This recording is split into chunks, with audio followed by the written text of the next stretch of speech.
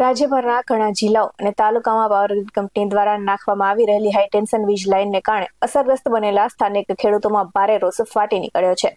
તો ખેડૂતોનો આક્ષેપ છે કે તેમની કિંમતી જમીન ખેતી જ લાયક રહેતી નથી અને સાથે જ 750 કેવીના હાઈ ટેન્શન ટાવર ઉભા કરી દેવામાં આવ્યા હોવા છતાં કંપની કે વહીવટી તંત્ર દ્વારા હજુ સુધી કોઈ યોગ્ય વળતર ચૂકવવામાં આવ્યું નથી. આ બાબતને લઈને ઉગ્ર વિરોધ સાથે ખેડૂતોએ શું કહ્યું જોઈએ વિગતે. નમસ્કાર દર્શક મિત્રો, BS9 TV ન્યૂઝમાં આપની સાથે હું છું નેહા પટેલ. જંબુસર તાલુકાના અનેક ગામોમાં ખેડૂતો પાવર ગ્રીડ કંપની દ્વારા નાખવામાં આવી રહેલી હાઈ ટેન્શન વીજ લાઇનના કારણે અસરગ્રસ્ત બન્યા છે. તો ખેડૂતોએ આક્ષેપ કર્યો છે કે તેમની જમીનોમાં 750 કેવીના હાઈ ટેન્શન ટાવર ઉભા કરી દેવામાં આવ્યા હોવા છતાં હજુ સુધી કોઈ યોગ્ય વળતર ચૂકવવામાં આવ્યું નથી. અને જંબુસર તાલુકાના અણખી, જાફરાપુરા, વાવલી તેમજ જંબુસર સહિતના અનેક ગામના ખેડૂતોના ખેતરમાંથી વટામણની નવસારી તરફ જતી પાવર ગ્રીડની વીજ લાઇન પસાર થઈ રહી છે. અને આ કામગીરી દરમિયાન ખેડૂતોની ખેતીની જમીનમાં મોટા પાયે ટાવરો ઉભા કરી દેવામાં આવ્યા છે, જેના કારણે ખેતીની નુકસાની થઈ હોવાનું ખેડૂતો દ્વારા કહેવાયું છે અને આક્ષેપ લગાવ્યો છે.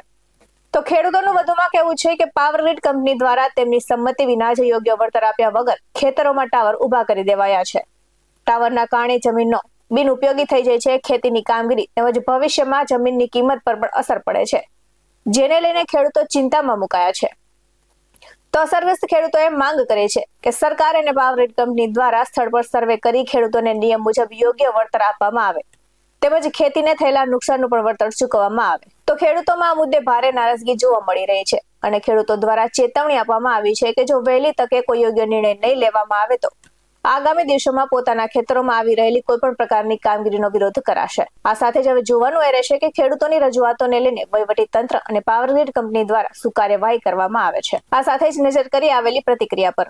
ગામ મારું અણખી છે અને મારા ખેતરમાં ટાવર આવે છે. મારી માંગ ખાલી એટલી જ છે કે 2 કરોડ રૂપિયા મારે લેવાના છે, નહીં તો તમે મને દર મહિનાનું ભાડું 50,000 રૂપિયા આપો. આ જ્યાં સુધી મારા ખેડૂતોને નહીં મળે, મારા ગામના ખેડૂતોને જ્યાં સુધી આ વળતર નહીં આપે ત્યાં સુધી હવે અમે આગળ કોઈ કામ થવા નહીં દઈએ. અને આના માટે અમારે જે પણ પ્રયાસો કરવા થાય એ અમે કરવા તૈયાર છે બધા ખેડૂતો. કેટલું નુકસાન થાય છે અને તમને કઈ રીતના જાણ કરો? નુકસાન એટલું બધું છે કે એની કોઈ વાત જ નથી થાય એવી. નુકસાન આ લોકો જે ખેતર 2 વીંગાનું ખેતર હોય તો આખું ખેતર પતી જાય છે.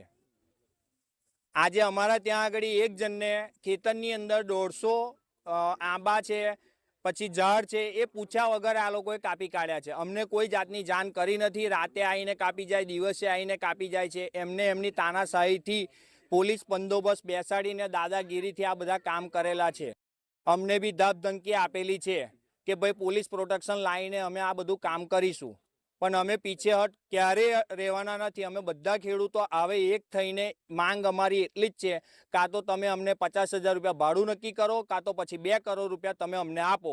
બસ અમારી આ જ માંગ છે. અને જો આ માંગ તમે અમારી પૂરી નહીં કરો તો અમને અમારી રીતના કેવી રીતના અમારે આ વળતર લેવું છે, થાંભલા કેવી રીતના પાડવા છે, એનું બધું જ અમારી પાસે છે અને અમે બધા ખેડૂતો એ બાબતે તૈયાર છે. હા, મારું નામ પ્રવીણભાઈ છે. હું ગજરાનો રહેવાસી છું. મારા ખેતરમાં આ પાવર ગ્રીડવાળાએ કામ ચાલુ કરેલું છે. તેમાં મારી સંમતિ વિના ખેતરમાંથી મોટા 10-12 વર્ષ પુરાણા ઝાડ કાપી નાખેલા છે અને ગમે તેમ ખોદીને એનો બગાડ કરેલો છે, નુકસાન કરી.